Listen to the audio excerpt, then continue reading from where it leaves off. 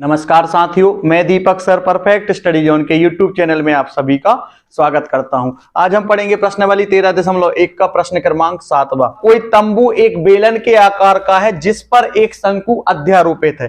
तो यहां पर देखिए, यहां पर कोई तंबू जो है वो बेलन के आकार का है और इसी पर क्या है, एक शंकु जो है वो इस पर अध्यारोपित है। तो यहां से देखिए, यदि बेलनाकार भाग की ऊंचाई, ये वाला जो भाग है यहां से लेकर के यहां तक, ये वाला जो भाग है ये हो जाएगा बेलनाकार भाग। इसकी जो ऊंचाई है ये है 2.1 मीटर। बेलनाकार भाग की ऊंचाई 2.1 मीटर और बेलनाकार भाग का जो व्यास है ये है 4 मीटर। यानी यहां से लेकर के यहां तक ये हो जाएगा बेलनाकार भाग का व्यास, जो दिया हुआ है 4 मीटर। जैसा कि आप जानते हो कि बेलनाकार भाग का जो व्यास है वो दिया हुआ है 4 मीटर और व्यास की आधी क्या होती है, व्यास की आधी होती है त्रिज्या। यानी बेलनाकार भाग का जो व्यास है वो है 4 मीटर, तो बेलनाकार भाग की त्रिज्या क्या होगी, ये हो जाएगी 2 मीटर। क्यों? क्योंकि व्यास की आधी होती है त्रिज्या। इसी बेलनाकार भाग के ऊपर एक शंकु अध्यारोपित है। इसी बेलनाकार भाग के ऊपर एक शंकु अध्यारोपित है, तो जितनी त्रिज्या बेलनाकार भाग की होगी उतनी ही त्रिज्या किसकी हो जाएगी, उतनी ही त्रिज्या हो जाएगी शंकु की। क्यों? क्योंकि इसी के ऊपर तो क्या है, शंकु अध्यारोपित है। जब बेलनाकार भाग की त्रिज्या 2 मीटर है तो शंकु की त्रिज्या भी कितनी हो जाएगी, ये भी हो जाएगी 2 मीटर। और यहां पर हमको दिया हुआ है शंकु की त्रिज्यक ऊंचाई 2.8 मीटर, तो ये हो जाएगी शंकु की त्रिज्यक ऊंचाई, ये दी है 2.8 मीटर। तो इस तंबू को बनाने में प्रयुक्त कैनवास का क्षेत्रफल ज्ञात कीजिए। साथ ही 500 रुपए प्रति वर्ग मीटर की दर से इसमें प्रयुक्त कैनवास की लागत ज्ञात कीजिए। ध्यान दीजिए कि तंबू के आधार को कैनवास से नहीं ढका गया है। तो यहां पर आपको रफ में समझ में आ गया होगा। अब हम क्या करेंगे, इसी से संबंधित हम यहां पर कुछ जानकारी लिख लेंगे। तो यहां पर दिया है कोई तंबू एक बेलन के आकार का है जिस पर एक शंकु अध्यारोपित है। तो यहां पर हमने इसको लिख लिया है। बेलनाकार भाग की ऊंचाई जो है वो 2.1 मीटर है। बेलनाकार भाग का जो व्यास है वो 4 मीटर है। तो बेलनाकार भाग की जो त्रिज्या होगी वही त्रिज्या किसकी होगी, वही त्रिज्या होगी शंकु की। तो ये हो जाएगी 2 मीटर। बेलनाकार भाग की त्रिज्या भी 2 मीटर होगी और शंकु की त्रिज्या भी होगी 2 मीटर। तो कैनवास की जो लागत है इसको हमको ज्ञात करना है। तो जितना भी कैनवास का क्षेत्रफल आएगा 500 में हम उसका गुणा कर देंगे, तो हमको यहां पर कैनवास की जो कुल लागत है वो हमको प्राप्त हो जाएगी। तो सबसे पहले हम क्या करेंगे, कुल प्रयुक्त कैनवास बराबर क्या आ जाएगा, बेलन के वक्र पृष्ठ का क्षेत्रफल जो होता है 2 पाई RH।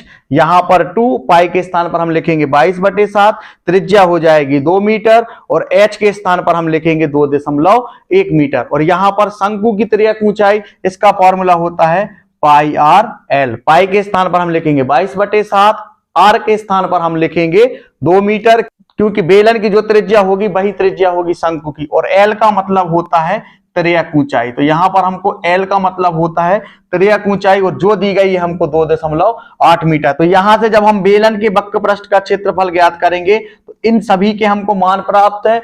और जब हम यहां पर शंकु के वक्र पृष्ठ का क्षेत्रफल ज्ञात करेंगे तो इसके भी हमको मान प्राप्त है। हम क्या करेंगे, इन दोनों के मान रख करके इनको हम आपस में जोड़ देंगे और जो भी हमको प्राप्त होगा वो होगा कैनवास का क्षेत्रफल। उसका गुणा कर देंगे हम 500 में, तो हमको कैनवास की लागत जो है वो हमको प्राप्त हो जाएगी। तो अभी आपको क्या करना है, वीडियो को रोक करके अभी आपको यहां तक नोट्स कंप्लीट कर लीजिए। इसके बाद हम क्या करेंगे, इसी सवाल को आगे हल करते हैं। तो यहां पर कुल प्रयुक्त कैनवास बराबर आ जाएगा बेलन के वक्र पृष्ठ का क्षेत्रफल प्लस शंकु के वक्र पृष्ठ का क्षेत्रफल। तो बेलन के वक्र पृष्ठ का क्षेत्रफल का फॉर्मूला हो जाएगा 2 पाई RH प्लस शंकु के वक्र पृष्ठ का क्षेत्रफल का फॉर्मूला हो जाएगा पाई RL। तो यहां पर भी देखिए, यहां पर भी पाई R है और यहां पर भी पाई R है। तो हम यहां से क्या करेंगे, पाई R को कॉमन ले लेंगे, तो अंदर क्या बचेगा, ये बचेगा 2H प्लस यहां पर बचेगा L। इसके बाद हम पाई के स्थान पर लिखेंगे 22/7 इंटू R के स्थान पर हम लिखेंगे 2 मीटर, क्योंकि त्रिज्या कितनी दी गई है, 2।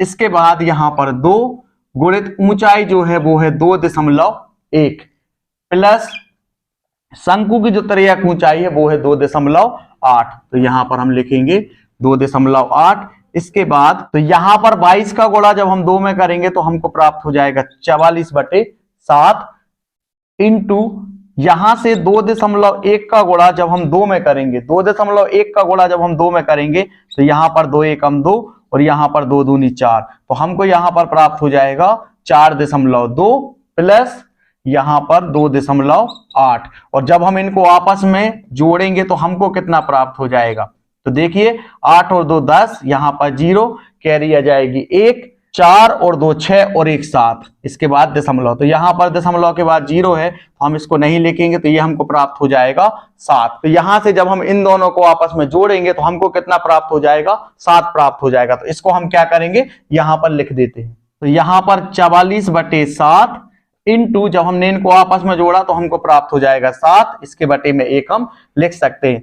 7 से 7 हो जाएगा कैंसिल, तो यहां पर हमको प्राप्त हो जाएगा 44 वर्ग मीटर। तो कैनवास में प्रयुक्त कुल क्षेत्रफल जो है वो है 44 वर्ग मीटर, और यहां पर दिया गया है इसकी लागत 500 प्रति मीटर की दर से इसमें जो है वो लागत लगी हुई है। तो हम क्या करेंगे, 44 का गुणा हम 500 में करेंगे तो हमको ये प्राप्त हो जाएगा कि टोटल मिलाकर के कितनी लागत लगी है। तो यहां से हम क्या करेंगे, 500 का हम गुणा करेंगे 44 में तो हमको यहां से लागत प्राप्त हो जाएगी। तो यहां से 4 शून्य शून्य, यहां से 4 शून्य शून्य, और ये हो जाएगा 4 पंचे 20। इसके बाद यहां पर 4 शून्य शून्य, 4 शून्य शून्य, और यहां से हो जाएगा 4 पंचे 20। इनको जब हम आपस में जोड़ेंगे तो 0 0 0, यहां पर 2। यहां से हमको प्राप्त हो जाएगी कुल लागत जो होगी 22,000 रुपए। तो अब हम क्या करेंगे, इसको यहां पर लिख देते हैं। यहां से 1 वर्ग मीटर की कैनवास की जो लागत है वो 500 रुपए है। तो हमने यहां पर कुल प्रयुक्त कैनवास को ज्ञात किया है, ये आया है 44 वर्ग मीटर। तो जब 1 वर्ग मीटर कैनवास की लागत 500 रुपए है तो 44 वर्ग मीटर कैनवास की लागत कितनी होगी, तो हम क्या करेंगे, 44 का गुणा हम 500 में कर देंगे तो हमको प्राप्त हो जाएगा 22,000 रुपए। तो इस तरीके से ये वाला सवाल जो है वो हल हो चुका है।